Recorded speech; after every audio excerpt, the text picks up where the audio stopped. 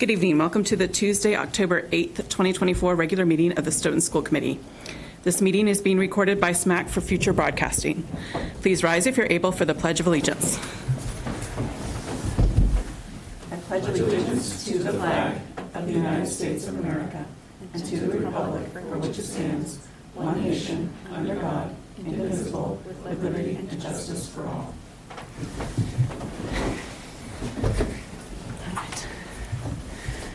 The first item on the agenda is public comment, and as we have no one signed up, let's move on to our student advisory representative. I would like to introduce Sylvia Michael. So thank you, Sylvia. Please take it away. Thank you.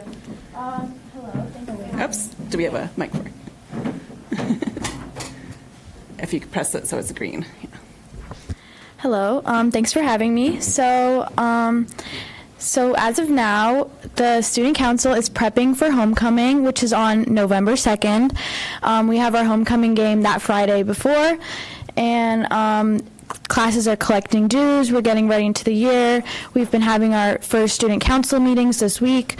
We've had a full class meeting, we've had officer meetings, and we've had rep meetings, so we're really getting into that.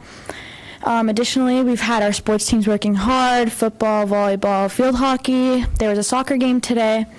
Sports teams are also doing like fundraisers as of now. They're doing like breast cancer awareness coming in October, pink games, and that's pretty much what we have for this month. And coming up, we're planning on doing bake sales for fundraising. Student Council is really trying to up the fundraising for all the costs that are for prom. Thank you. Thank you. Thank you. Any questions or comments for Sylvia? Yes, Chris. Very well organized. Thank you for that update. I was wondering if you had an update on the U.S. Band's marching competition that was happening at the high school on the 26th. We are in contact with the band. We don't have exact information on that, but I can definitely get that for you for the next meeting.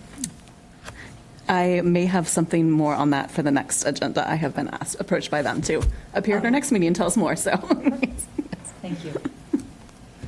Yes, Armando. I was just wondering if what everyone's talking about as far as long blocks and the change in schedule. Long blocks, yes. So recently this year, there's a change back to full long block schedules. So last year, what we did was we went from 2 short block days, which are basically all 8 periods, and you would have that for 2 days in a row, and then you would have 2 long block days in which you would have 4 classes that are more like they're longer in time. So this year we switched to full long blocks, so you go back and forth from like an A, B, C, and D day. And basically the long blocks are around 70-minute periods, and in between you have 2 long blocks and you have a flex block. Basically the concept of a flex block is to give students like an opportunity to get work done, see other teachers, have meetings. On something? No, not you. They have the opportunity to go visit other teachers and basically coordinate their day. It's like an opportunity to give them free time, I guess. And it's been working out great. There's mixed reviews for sure. Some students like it, some don't. It is easier for some students because you have one class on one day and then you won't have it the next day, so you kind of have an extra day to do your homework. And that has been improving some grades recently, and personally as a student, I've liked it. It gives me more time, preparation. It helps me plan out my week because I know how my classes are coordinated. Thank you. Thank you very much. Karen? Nope, just wanted to make sure everyone has their questions before I took my mic. Okay, right. Thank you very much. Really appreciate the update. Thank you. And the next item on the agenda is the superintendent update. Dr. Baeta. Well, I have to say I'm following a very articulate and well-organized student, so thank you, Sylvia. I got pressure on now. I want to congratulate, as you know, Principal Miller of the Stoughton High School, the students of Stoughton High School, and the entire school community of our staff, faculty, for being recognized by the Department of Elementary and Secondary Education as a school of recognition, one of only 14 high schools in Massachusetts this year based on the MCAS results and the significant improvement that was made at Stoughton High School. I also want to recognize Principal Miller and Stoughton High School's faculty and staff for the recent announcement yesterday of the College Board AP outcomes for significant improvements and also earning bronze recognition. These are 2 outstanding recognitions, and I really want to send out a thank you to our students who are involved with all of this, of course, and our leadership and team at Stoughton High School and all the support staff that works to support that school. You have a copy of the Multilingual Learner, or ELL, Special Education Mandates and Accountability that Ms. Cleckley, you had asked for. It's a pretty tedious report, but it's an opportunity to just flip through it so you can see the things that we have to report on a cycle basis. You've heard some of them out of special education and EL in the past, but those are the two copies of that. You'll also be hearing from our MLL director in the near future at a meeting. I just recently attended the New England Association of School Superintendents Annual Conference in Connecticut. As you know, I represent Massachusetts on the board, have so for the last 7 years. The conference theme was Compassionate Leadership, Navigating the Future with Social Emotional Wellness. And it's a driven for superintendents and central office. Workshops that I attended included media relations for superintendents, very interesting. District leadership of whole child initiative, so really looking at the whole child perspective that I think you know we're trying to do here in Stoughton. There's a message in the mess. That was actually one of the better presentations I went to. The MIAA and NEASS are putting together an athletic accreditation process, which I am very interested in us being involved with in the future. Another one that I went to was how to raise achievement without breaking the bank, and that revolved around professional development and opportunities for teachers. And then lastly, building systems for instructional improvement, and the one that got a lot of play, which was the school safety roundtable. And since it was in Connecticut, it had a lot of connections to Sandy Hook and what they've learned. And the most important part was that last year's kindergartners would have graduated this past year, class of 24. And what we haven't been reading about and learning about is that as those students moved back to school, what was happening when they moved to middle school, how did that impact? When they moved to high school, how did that impact? And that's what we were listening to. Very, very powerful information. Lastly, thanks to the work of Mr. Ford and others, we filed the early college grant to become an early college district. That's a grant application with hopefully some money. We'll hear something soon. And we are filing a Department of Elementary Secondary Education Chapter 74 Vocational Technical Program potential grant this Friday. And we're going after potentially business technology as one of our first Chapter 74 programs in Stoughton. More information to come as we become successful or find ways to move this forward. Thank you. Thank you. Any questions or comments for the superintendent? Yes, Chris. Regarding the Perkins CVTE application, have you given any thought to an advisory council for that? I believe that is a program requirement. Yes. So the first thing in this filing is literally us having to be provided they're okay that we can look into it. We then have to use workforce development information. I have to work with Southeastern through my office, superintendent to superintendent, and then we have to name an advisory committee. Then that advisory committee begins the whole filing of the process of looking at our staffing, our programming, what format we're going to be using, and there's a number of different traditional high school models that are out there. I believe Brockton had a business tech program, at least back in the day. I don't know if they still do.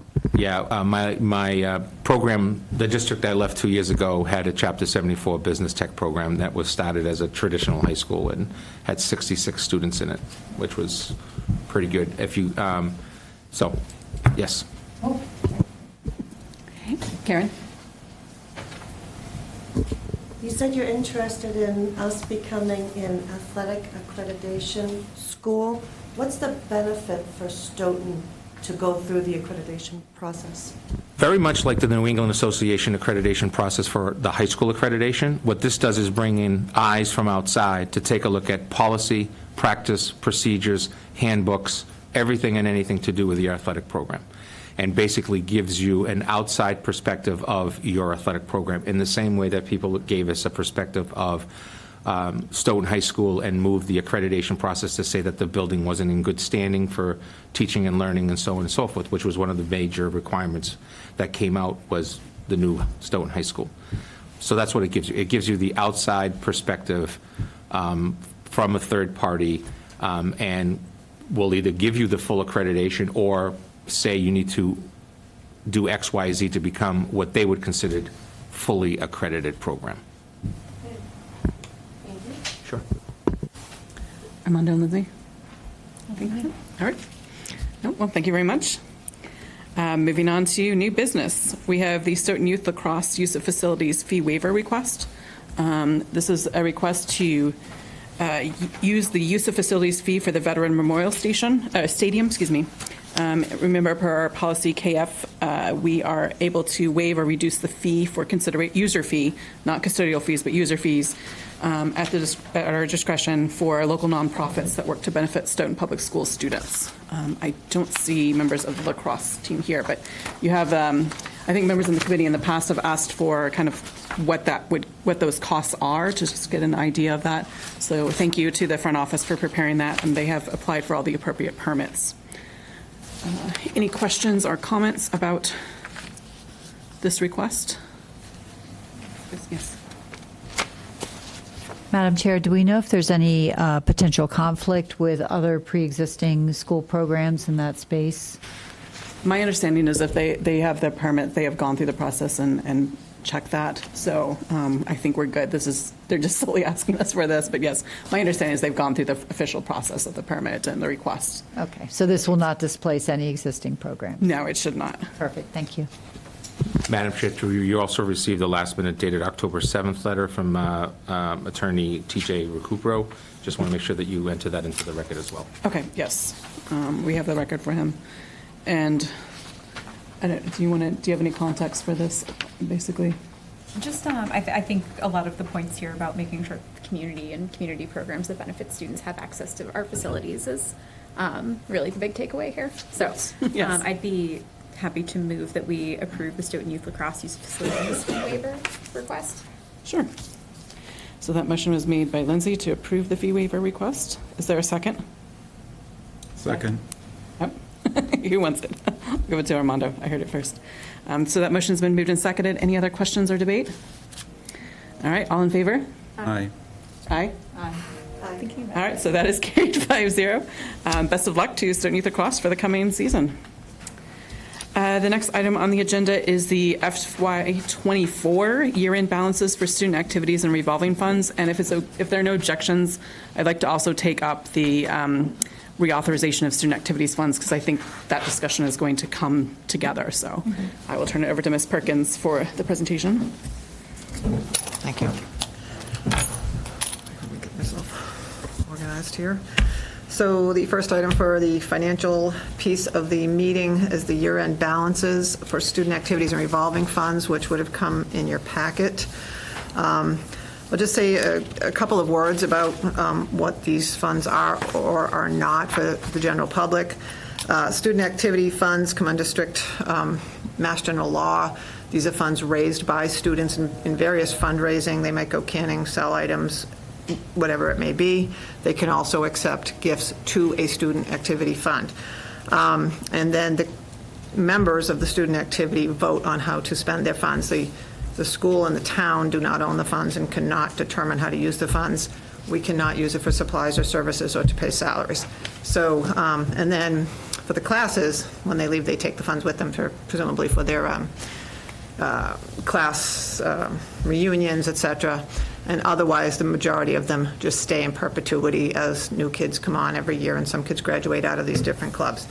So that's essentially what the student activities are for. If some of you may remember last year, there were two that were in student activities that didn't belong there, that when I came on and saw them in there, one was like League of Women's Voters or something that had raised some money to teach kids about voting, I guess, years ago. They didn't have a bank account, so they asked the school to put it in theirs. That's not appropriate or allowable, so we have since gotten in touch with them, and that fund has been moved out. And then there's one small one that we will be moving out that was actually really a scholarship. It has very little left in it, but it didn't appropriately belong in student activities. This has to be students fundraise. This is for middle and high school because obviously elementaries don't really fundraise per se, or get involved in determining how to do this. So this is proms, different things. So we would ask, it's not required to authorize them more than one time, and they stay in perpetuity, but it's a best practice to have the school committee reauthorize. So we would ask it that you vote to reauthorize the list as is. And then if there's questions specifically about any of them, if anybody wants to get in touch with me, that's perfectly fine anytime. The balances are there. Do you want to wait to vote, Catherine, on that, or the? Do you want to go ahead and vote on the student activities? First of all, any questions on the student activity funds? Yes, Karen? So we're voting on just who's on the list? Is that what we're voting on? Voting to Specifically what we're voting for?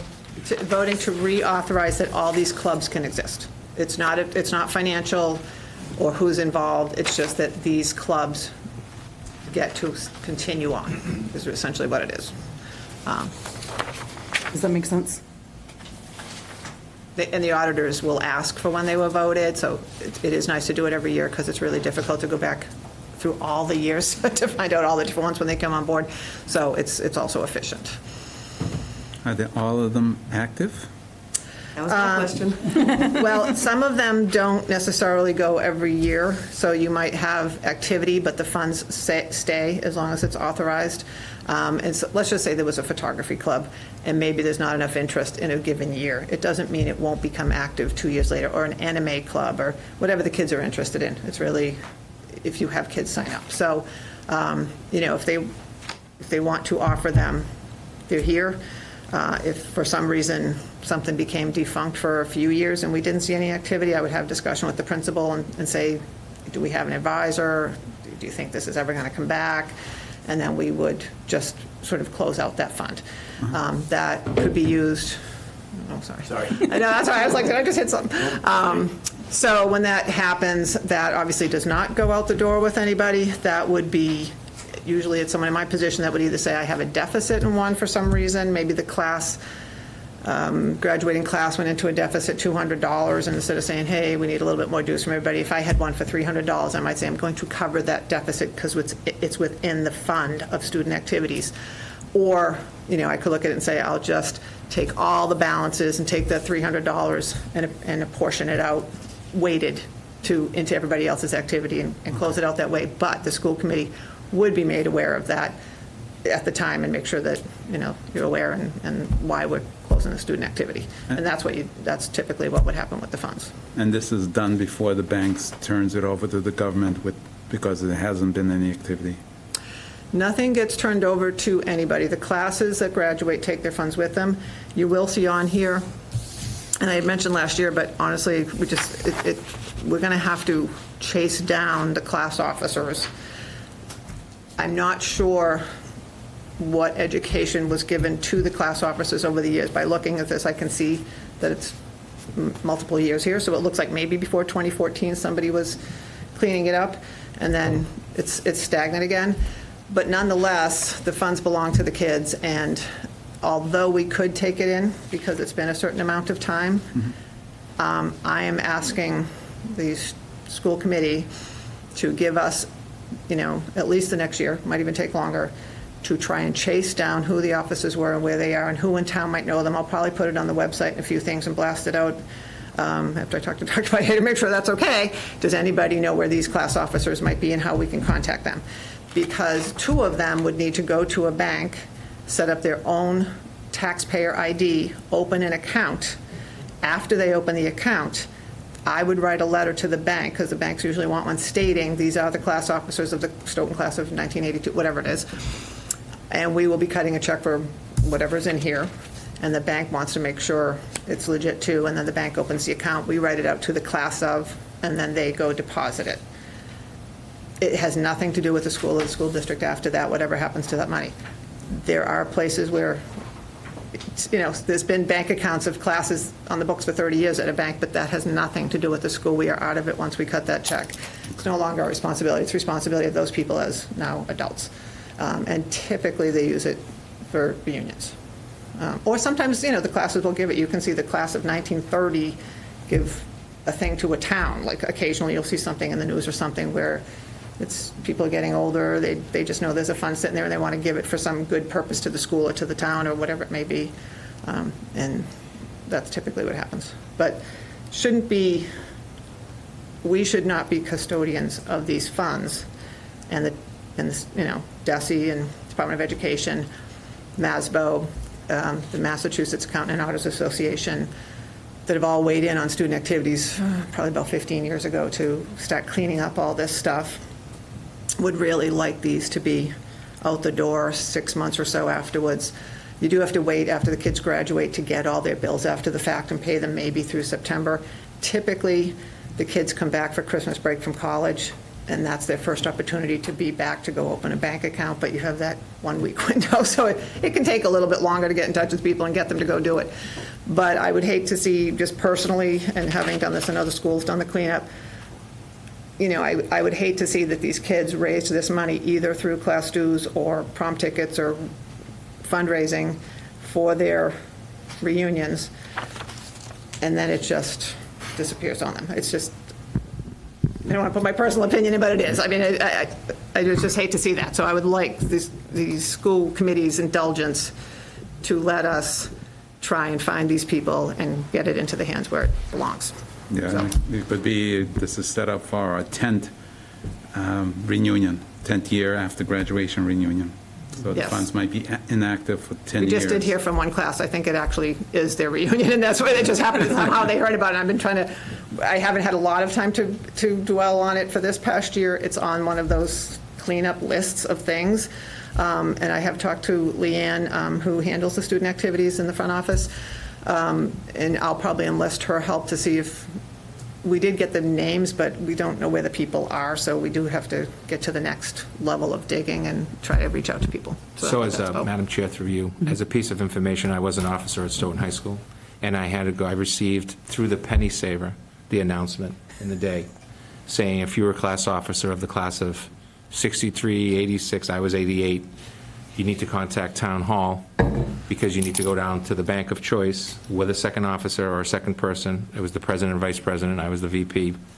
Great title. And the funds were transferred to that account, and then we paid for our 5-year, our 10-year, and so on. And then other people took over. We exchanged, and then the accounts went to zero. So the best practice that did come out of MASBO and everything else is exactly what Heidi just said. It's the towns wanted out of here and wanted to be under someone else, specifically those officers that were in charge or someone else. So it's practice, best practice. Okay, did that answer your question, Karen, or you? No, that answered that question, yes. It did answer that question. I had two other questions. One, when we vote on this, I assume that there will still be a way for people to add on to this. You mean add more clubs or Yeah. financially? So yes, if there is, let's just say, I don't know if Anime Club is on here, I can't remember, mixing up districts I've been in, but say if there was interest in kids having an anime club, an after-school club, or a service club, right? They wanted to go out and do things in the community. Some districts have a service club. It allows that. Different things. So if they wanted to do that, they would go to the high school principal, because most of these are high school level. They would go to the high school principal and make a pitch. Then, don't forget, there's advisor stipends in the contract. So it may require that they have to give up something else to have that that money there to pay the advisor. Some advisors, it's on a lower level and they really don't take pay, but for the most part, they're going to get a stipend. So they might have to give up something else, or we might have to say, can we add another stipend to the budget? So that would come to the school committee with a proposal, and just when it comes, it might not be apparent in the ask that there's also going to be a stipend with it.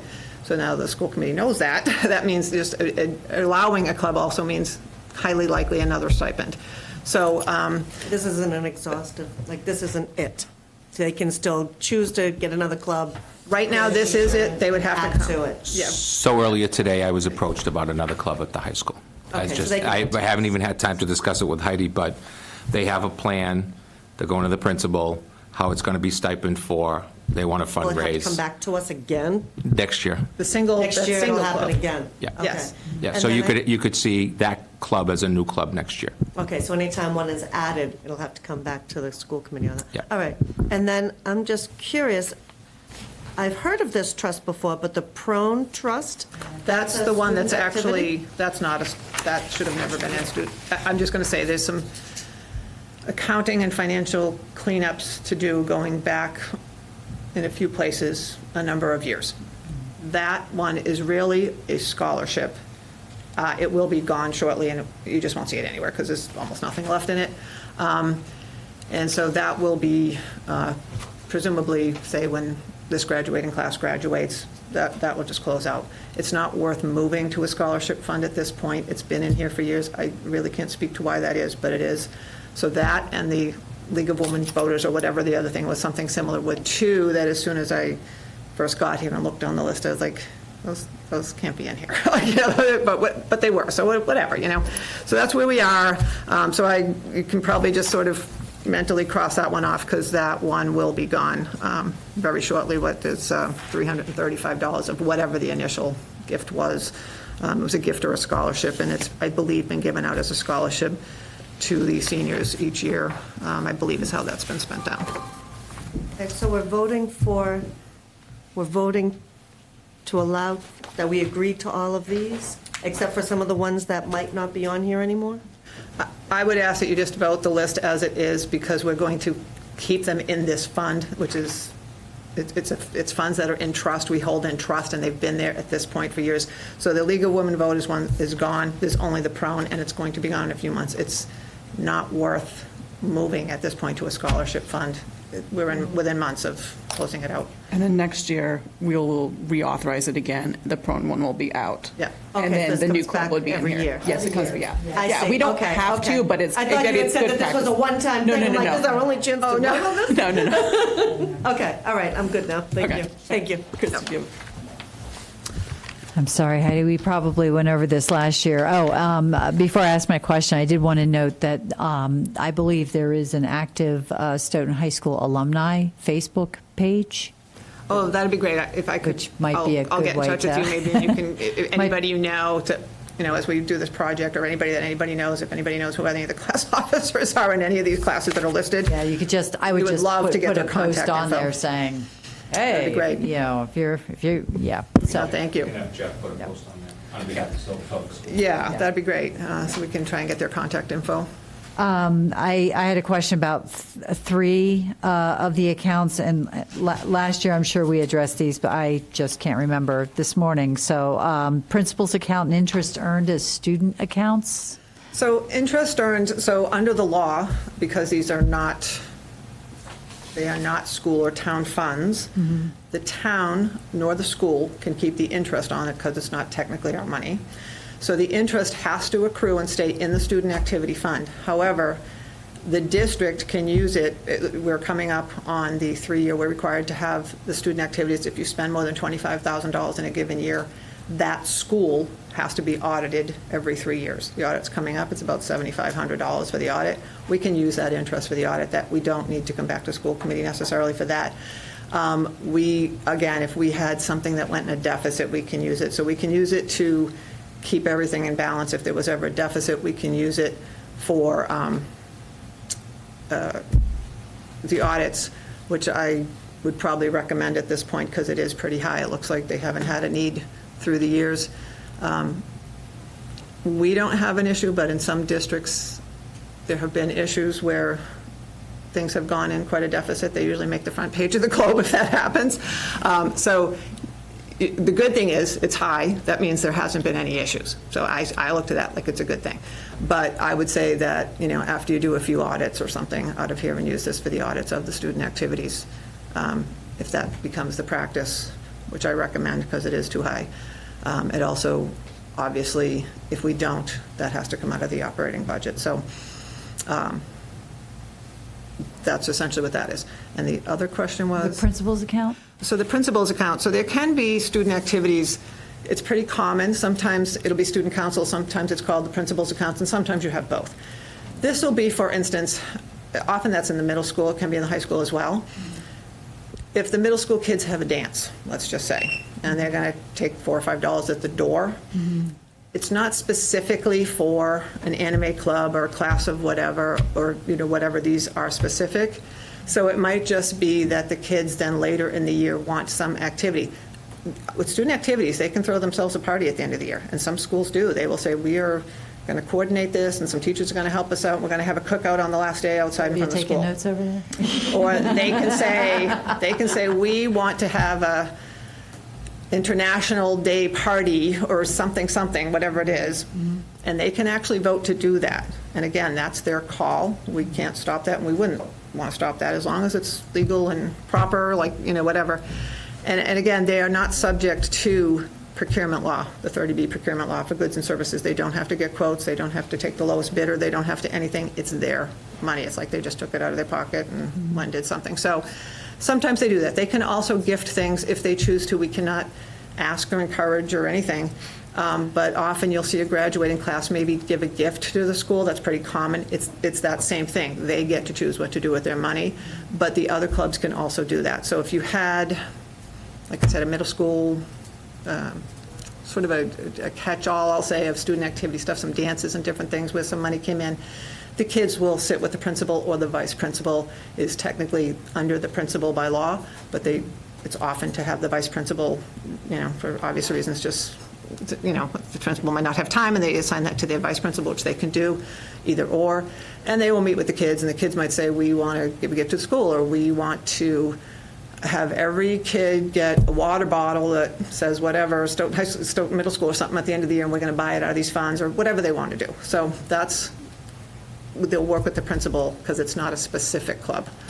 So Does that include things like door ticket sales for like the school musical, or? You'll get to the revolving funds. That's what we talk about those. Okay, all right. Yeah, and then last question is the Therapeutic Learning Center. That also doesn't sound very student-y. I can't answer what the content of all these clubs are, and some of them, you can see that there was no activity in the last year. Again, that doesn't mean anything. Yeah, that's a specialized classroom, TLC. Okay. And so what's happened there is the students probably went through some type of organizing themselves to do a fundraiser, and that's where the funds are put. Okay, awesome. Thank you. All right. Are we ready to vote to authorize the student activities as listed?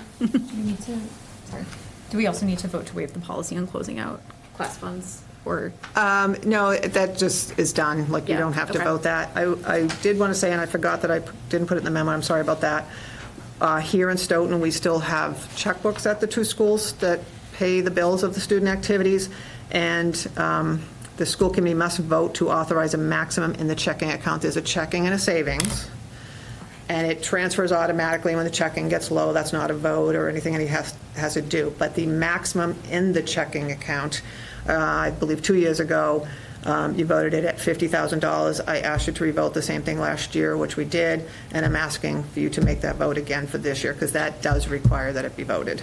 So 2 votes. Sorry, I didn't put that in the memo. So let's do the first vote, and the vote is to reauthorize the student activities as listed. Do I have a motion to do that? So moved. All right, made by Chris, a second. Second. Seconded by Armando. Any more questions or debate on that? All right, all in favor? Aye. Aye. Aye. Aye. Aye. All right, so that motion is carried 5-0. And then we need a vote to authorize the maximum amount in the student checking accounts. Student activity checking account. Student activity checking account at $50,000. And can I just ask, I forget if it was last year or the year before, but that was like a pretty significant increase over what it used to be, because we found that we logistically needed it, right? Can you just give more context there? So I wasn't here the year that you did it, okay, yeah, I was gonna but typically at the end of the year, you've got the proms, the boat trip, whatever the classes do. It's big checks. So if the money's not there, it's mostly the prom. I remember it could the be prom. senior banquet, it could be class trip, senior class trip, banquets, all of those things, but they are typically very heavily spent in the spring. So it's just like 50,000 seems pretty high, looking at some of these numbers, and Not when you also, see those. Exactly. Not when you see those There's a checks. reason for it, because that way, Yeah. when those big expenses come up, we don't have to do any kind of Right. Right, we would be stuck. We wouldn't be able to Yeah, put exactly. the deposits or pay the bills. Okay. not telling my girl she can't have a crown. We don't want to do that either. All right, so I have a vote to set the maximum account in the student activity checking account at $50,000. So moved. All right, that motion was made by Lindsay. A second? Second. Seconded by Chris. All in favor? Aye. Aye. Aye. Aye. Aye. All right, that is carried 5-0. So we are done with student activities, and now we turn over to revolving funds. I don't think we're going to be voting for this, right? Correct. This is just an annual report, and I'm going to just make a couple points on it. Circuit breaker has historically been on here. It's not really a revolving fund. I left it on because this was the practice last year. That's something that really could be reported in a memo, and I'll probably take that off next year. It's not a revolving fund. Revolving funds are authorized by different Mass General laws, and they're specific about, sometimes what you can do with them, or if it requires town meeting vote to be established, and different things, or to expend out of them. So a revolving fund is typically fees. It's the fees come in, and you have to spend it back on the purpose that the fees were essentially paid for in general. So circuit breaker, but I'm going to touch on it because it's here. And why is this so different? It's really not. The fourth quarter payment typically comes over the summer. So last year it appears that they really hadn't gotten the fourth quarter payment yet. It comes in the summer. It would have looked more close to this year. So there's not been necessarily a big increase. I didn't go back and look, but I found that this year that when the payment came in, I had to ask Town Hall to go back and put it to June so I could show the revenue in the year that it was really for going forward historically. And so they did that. That was fine. So that is a reimbursement of allowable expenses over the state threshold for out-of-district tuition. Very rare will you have an in-district special education student that will ever make the threshold. For the coming year, it's about $53,000 per student, where the town gets no reimbursement. It's allowable expenses over $53,000-ish per student this coming year. And then they do a percentage, which lately has been, in the last few years, has been 75%. That's the highest they've ever been for the state. It's supposed to be 100%, but I don't think they'll ever make that. And we budget this as an offset. So if you were to look at the budget that you voted, seems like forever ago and away, but you'll see that there's a $2 million offset we have to estimate at the time. And so the $2 million with the tax local funds is what makes up your balanced budget. This is not extra money. So I just want to be clear for the public too, it's not extra money that we're sitting on that we can spend on other things. It is part of what makes up our budget. We've talked before about the fact that you can spend circuit breaker in the year you receive it, or for 1 year beyond the year you receive it. Stoughton is in the best practice mode of spending what you get in 1 year as the budget offset for the next year, which is the way it really should be, best practice. If you don't, you could budget $2 million and then the state not have enough money to do 75%. You don't know how many kids you're going to be able to claim until July, and you get $1 million, and then your budget the next year is short $1 million on day one. So it's always best practice to say, we received it in this year, that's the budget offset for next year, and that just keeps on going. So that's where we are with that. But I wanted to explain why that could be, a variance. It really depends on when that fourth quarter gets booked and stuff like that. So school lunch, as the state has made lunches free for students, the school lunch balances across the state pretty much have been healthier because we don't have unpaid lunch accounts, for one thing, and we have higher participation rates, and meals are, you claim them as long as they're a balanced meal within the nutritional guidelines, and you do a state and a federal claim. So the claiming is much higher, and the potential, unpaid accounts are non-existent. It can only be used within the program. School lunch money is very strict. It is federal. It's very strict, and it's audited all the time. We have to actually do a profit and loss at the end of every year and everything else. So that's what that money's for. But it can be used for equipment, small wares, pots and pans, hoods, whatever is needed in the program. So depending on how things go this year, we probably are looking at potentially adding another freezer or walk-in freezer out of this fund. So just making sure everybody knows that we can't use it for anything else. However, we do have negotiations coming up for our staff and different things. So the plus is that we have this fund.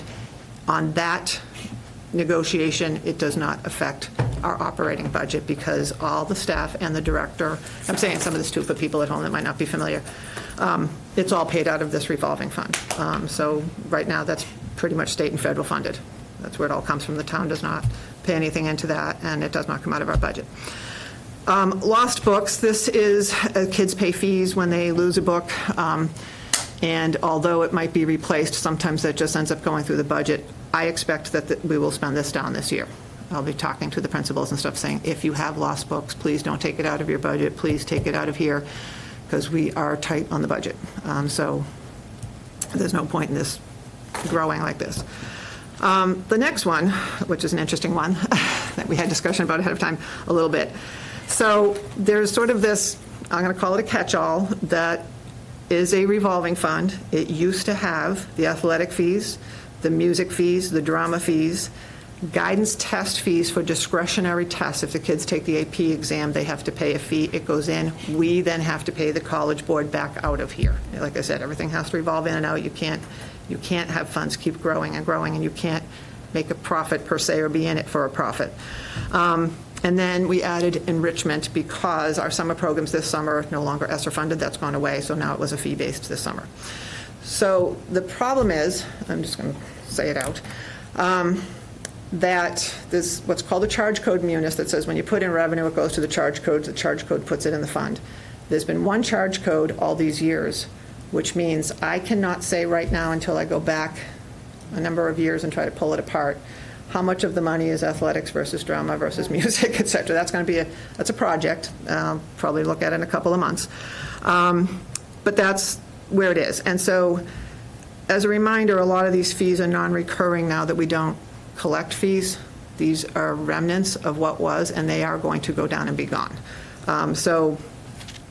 The drama, when they have tickets, that goes in and out of here, but they use that for their sets and things. There's not enough in the budget for the sets and the costume rentals and all of those things. So that just revolves constantly around. The athletics had some older fees, but they also have the gate fees from the football and hockey, et cetera, where the money goes in, and the athletic director gets to determine largely how that's spent on needs that he has. So the directors spend this money. Guidance, that pays out the fees for the testing. And then enrichment, we collected and largely paid back out for all the teachers and staff that ran the camps and everything all summer.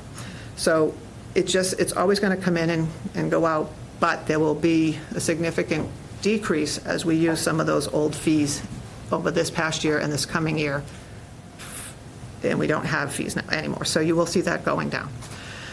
Evening school, just speaks for itself. That's where we are. Summer school, that's our academic summer school.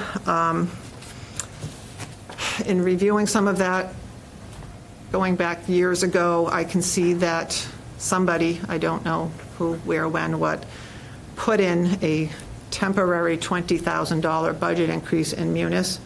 There was no money to back it up. So I'm working with the town hall to actually do an entry to decrease what this budget says by $20,000. So you just have to lay things out, going back years on all the stuff. So probably 8 years ago, somebody put in, and it says temporary budget increase pending receipts. So somebody increased the budget $20,000, but there was no money and no deposit to back that up, and probably meant to go back and take that back out when the receipts came in, and I can see that that never happened. So it's been overstated $20,000 for years. That'll be fixed soon.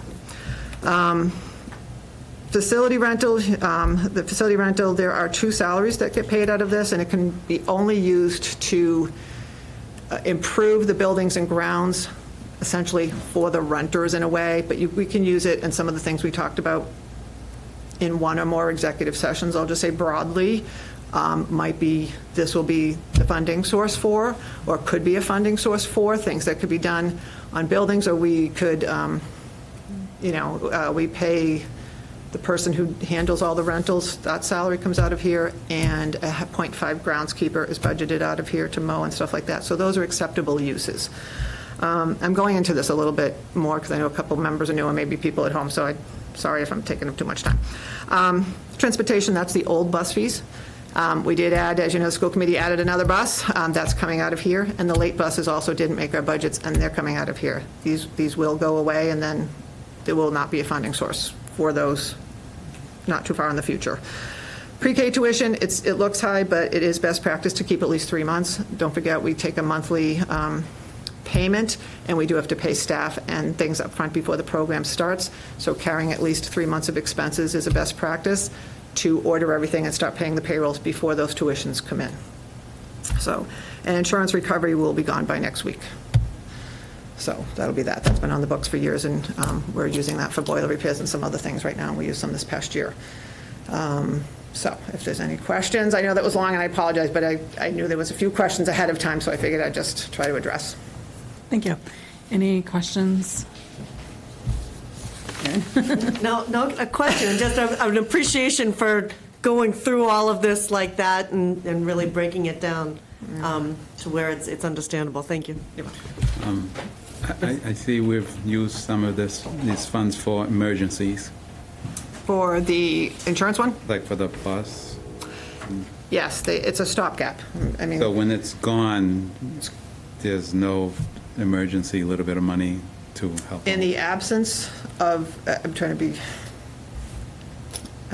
not swaying anything either way. In the absence of new fees coming in, what's here will be drawn down to zero. And what those fees are being used for now would have to be incorporated back into the operating budget or not offered. Or there'd have to be fees. Those will be the only 3 choices we will have. But this is something we didn't expect to happen, so that's why it wasn't part of the budget in the first place. So we drew from these. I guess I'm trying to figure out how can we prevent getting in a situation where we might look for these and they're gone. That is absolutely going to happen as we draw them down to try and fund some of the things that we would like to have, like an extra bus or late buses at the secondary for the late buses this year.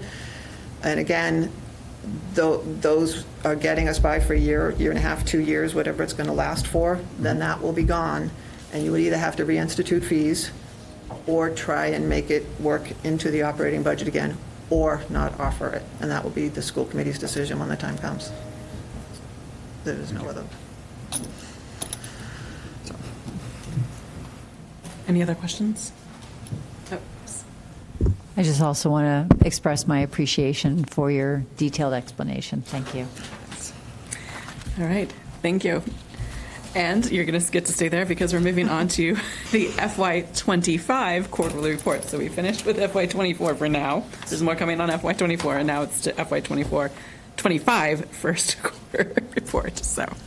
Yes, and I'll make this one short and sweet because in the first quarter, we're July, August, and September, there's really not a lot of ordering happening or anything else. So the typical start of the year ordering, encumbering salaries is underway. As always, we expect that our expense budgets will be fully expended by the end of the year. I mean, we can't know that for sure right now, but it's looking very much that way. Just really for the committee and for the general public, although we have many shelter costs to absorb this year, we do have adequate state shelter aid funds to cover the costs in this budget year because they paid so far behind. Those funds came in over the summer, which is giving us a starting point this year. And then we are told still, I believe, Dr. Baeta, I don't believe the state has given us any further word that it's going to calculate through December, but they're going to let us know on the second half. I haven't heard anything.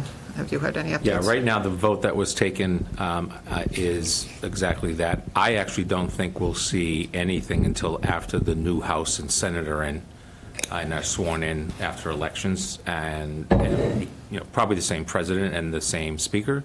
But I would anticipate that we're going to be like in this, we don't know what's really happening in December, January, probably even to February. Unless they call for an emergency meeting in between now and after the election in December. I actually think it's going to be taken up in January, and we'll see payments coming in late again. Yeah, and I would say that last year, the first data collection it was really October through December. They haven't told us what that's going to be. I'm assuming it's going to be September through December.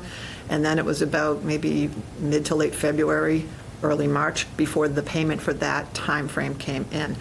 And if we can, we're going to use the funds that came in late from last year to get us through the expenses this year for all the staffing and keep the shelter reimbursement that we get for this period through December or longer if we get it to hedge against the following year, because a lot of the staff that we've hired, we are going to have even if the shelters, I don't mean anything by this, but if the shelters weren't there, we still need it because some of the people are moving in permanently as permanent residents, but we also have our own, as everybody knows, internally L population growing as a percentage of our overall population.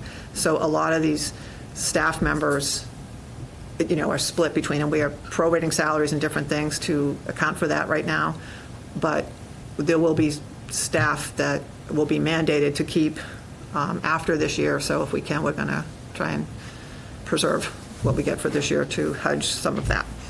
But anyway, I just wanted to talk about the ESSER 3 grant because, sadly, after all these years of a lot of aid for the cities and towns and the schools, ESSER 3, the last date to spend was 9/30 of 24. So that is now gone across the country. They did have one provision it's called late liquidation, and districts have to apply for it, and only 8, I believe, in the state did last year. We applied for it. It has to be for something significant, and really ESSER 3 was heavily focused on ventilation and air quality. That's really what they prefer to see it for. We had other expenses to it, which you could, and different requirements to it that Mr. Ford took care of, making sure we met those other things. And those have been met, and the expenses are expended out, and the money's been drawn, except for the amount that would be for the Gibbons AC.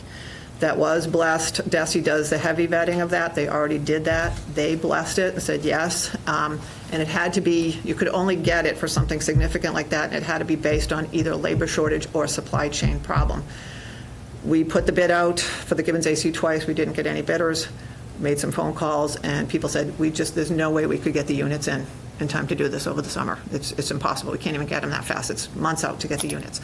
So we put it out again. We did get a bidder. We have a signed contract that is contingent upon, has been signed by the town manager as well, contingent upon the federal government telling us that we have the late liquidation. So that money is sitting there, late liquidation. We thought we would have heard in August and September. Now it's looking like October.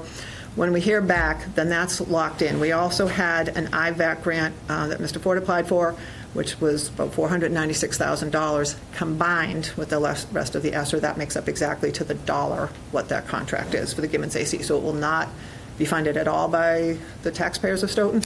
It's completely grants, which is great. And on that one, we don't need extra electrical upgrades as we needed at the DAW, so that should take care of it. If by chance the federal government does not approve it, we actually can't spend that money on anything else. So we can't keep the money. And then I would have to look into seeing if I could do about $1.5 million worth of journal entries for things that happened between July and the end of September and move things to that. But that would require us modifying the grant, and I don't know if DESE would let us. So there is a lot hinging on it, but our rep at DESE said that usually once they bless it, the feds do not say no. So we're like, so that's really what's happening with that, and that would happen next summer. We would, as soon as we hear, we will notify the contractor and say we're good to go, start, and I will send him the signed copy of the contract, and he will start doing the submittals and put in the orders for the units, and then next summer it will require them shutting down the school for about, that's the electrical, sorry, at DAW. They have to shut down the school for 2 weeks next summer for that, but this would be largely done over the summer, some maybe a little bit before that. And then hopefully by next summer those 2 schools will be done. Salaries, they've mostly been encumbered. We do have quite a few people, as I list here and I mentioned earlier, being budgeted directly to the shelter funds. That is, for, just to refresh everybody, all of the kindergarten aides. These are the people who are not in our operating budget. All the kindergarten aides, 2 building-based bilingual substitutes, a nurse, 3 bilingual L paraprofessionals, and prorating the salaries for this year for 2 of our L administrators. They were in the budget, but they're spending a significant amount of time, so I'm prorating that. 1 liaison, and goods and services that we can prorate or that are direct costs. So, and then on the back is really just where we are in the cost center, a typical quarterly report. So. Thank you. Any questions or comments on the quarterly report? Yes, Armando. Yeah. I guess we still worry this year about a little bit less. Is that where we are?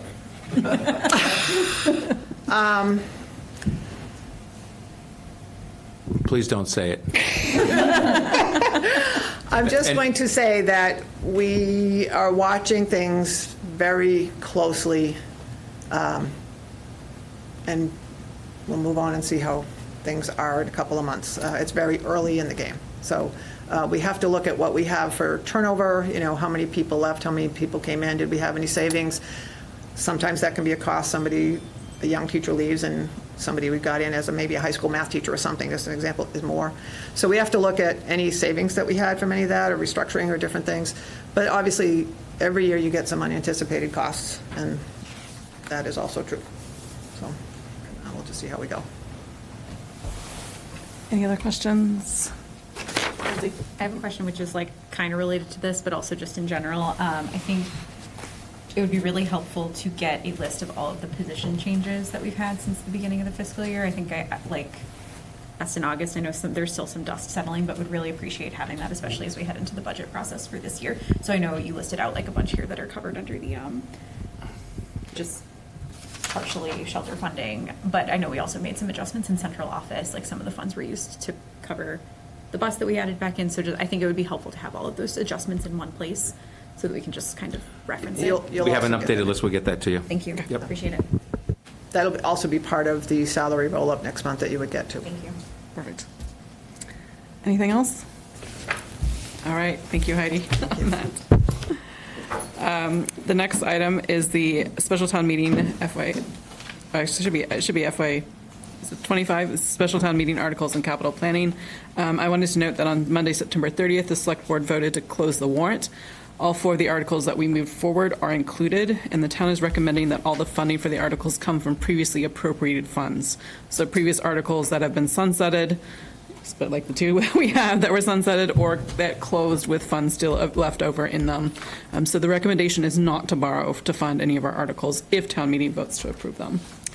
And there's a FinCom meeting tomorrow, Wednesday, October 9th at 7 p.m. at Town Hall, where those will be discussed. So looking forward to that.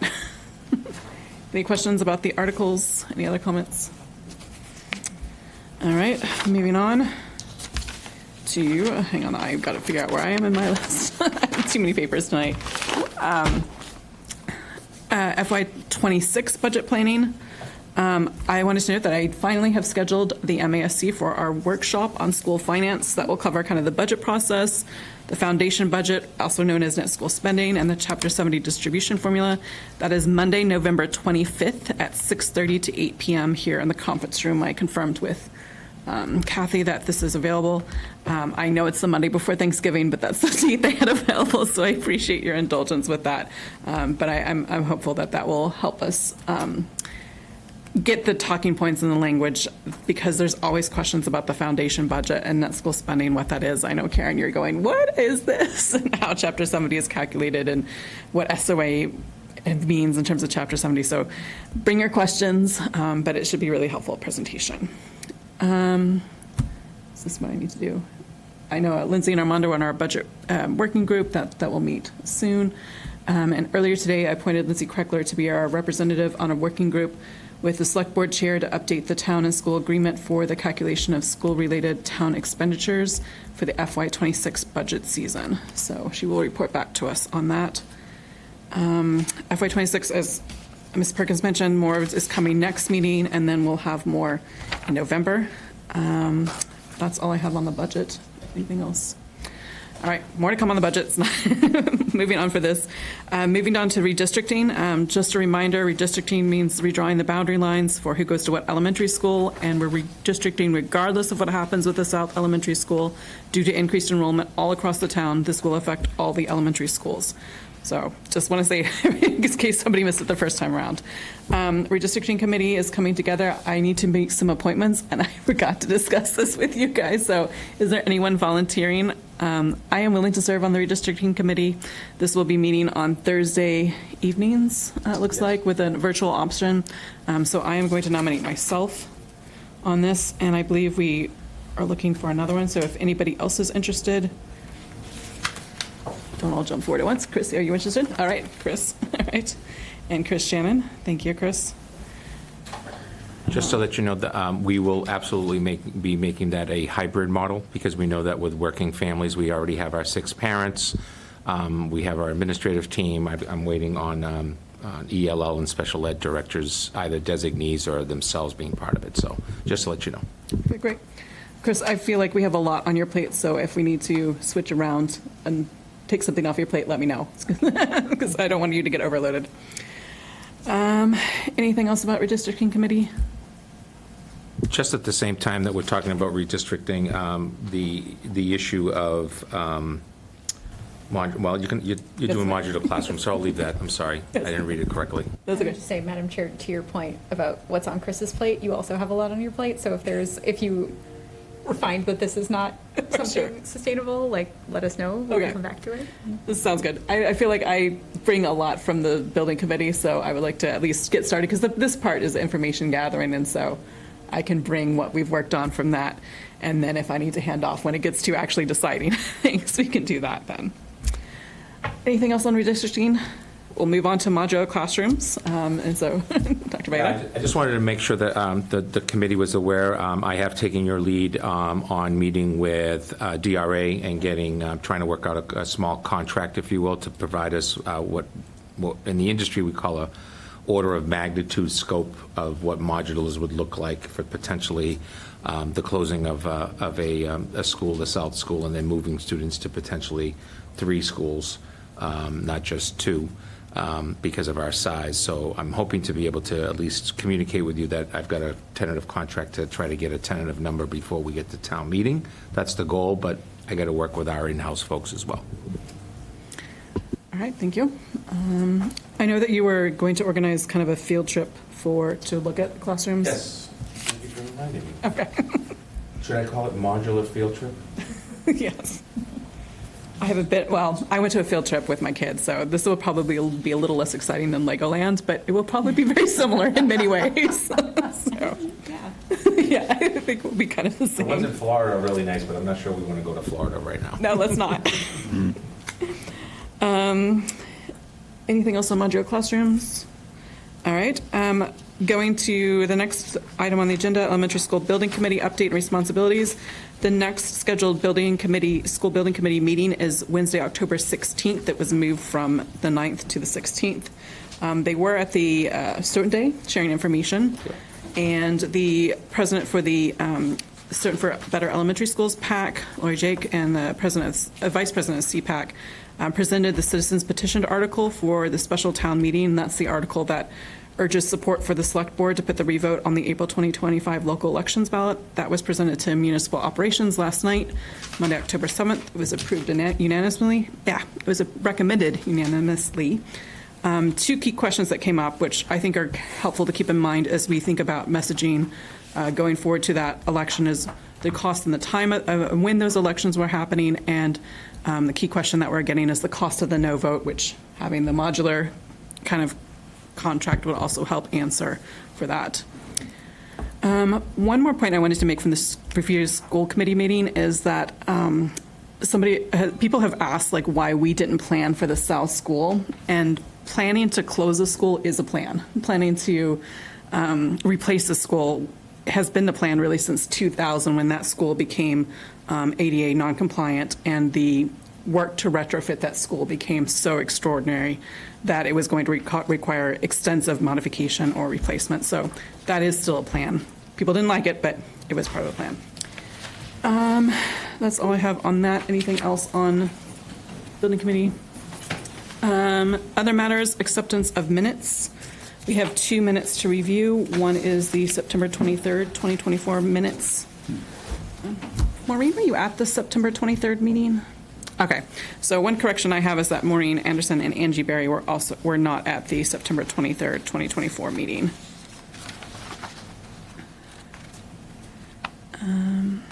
Any other amendments?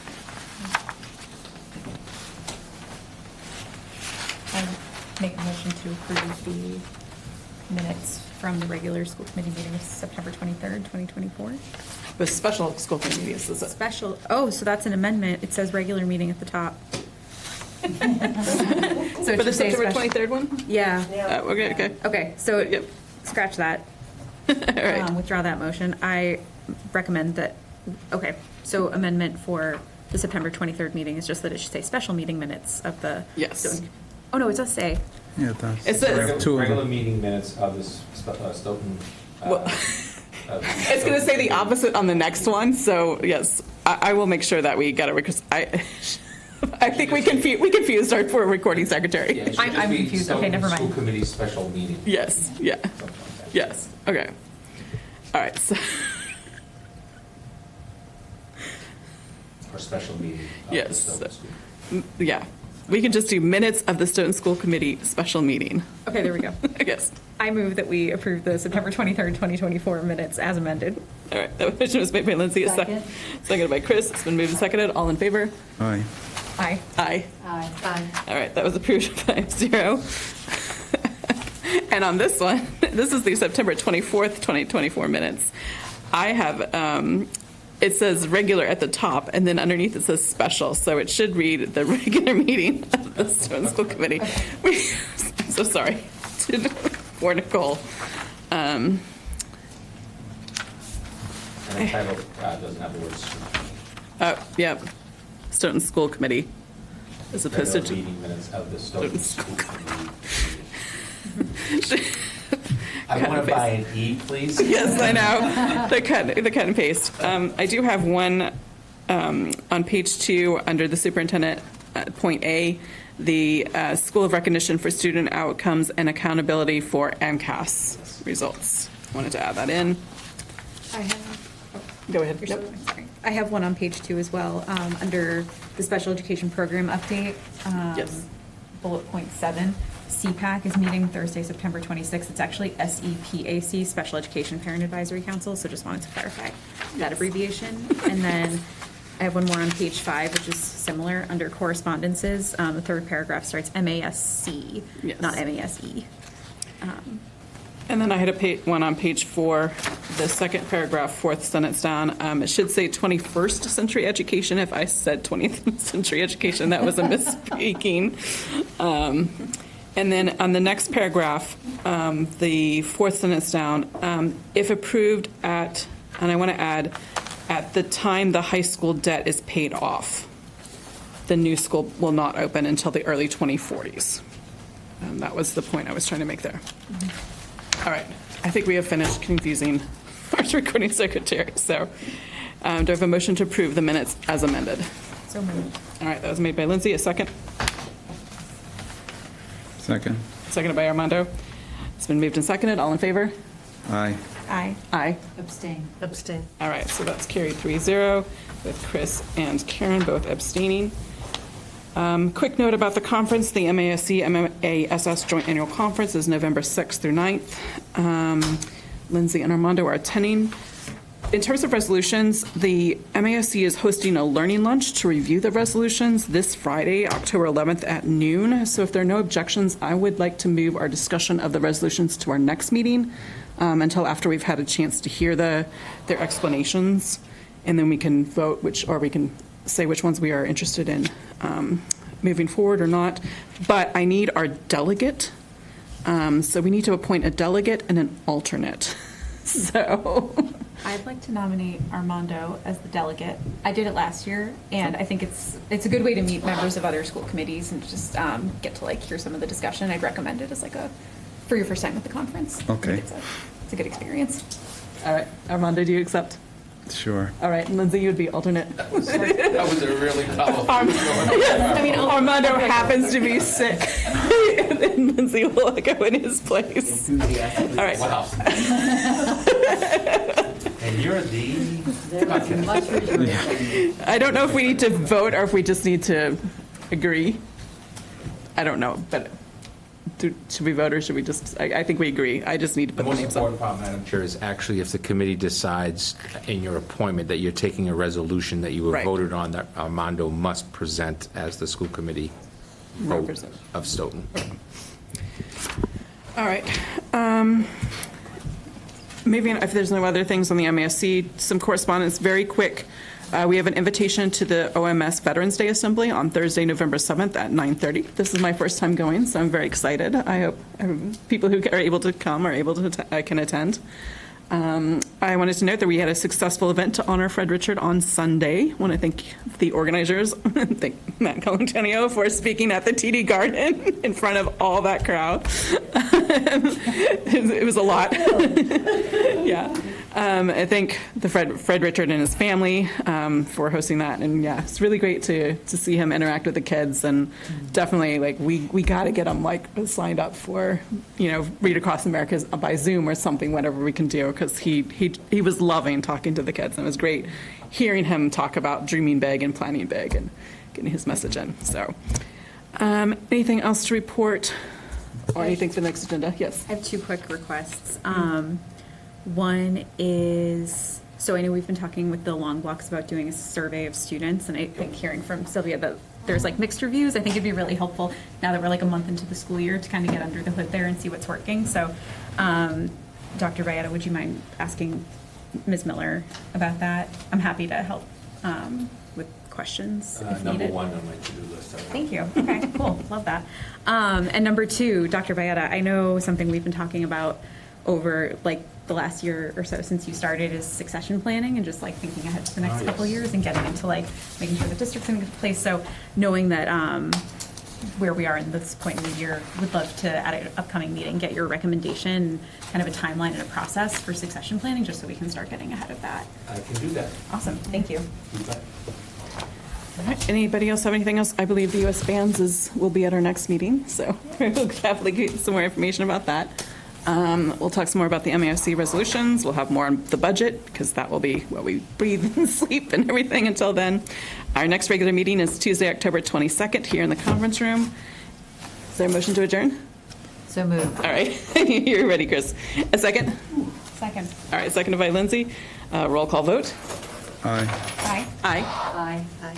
All right, the motion is carried 5-0. We are done. Thank you all very much for coming, and good night. It's 8:16, and that is when we are adjourning.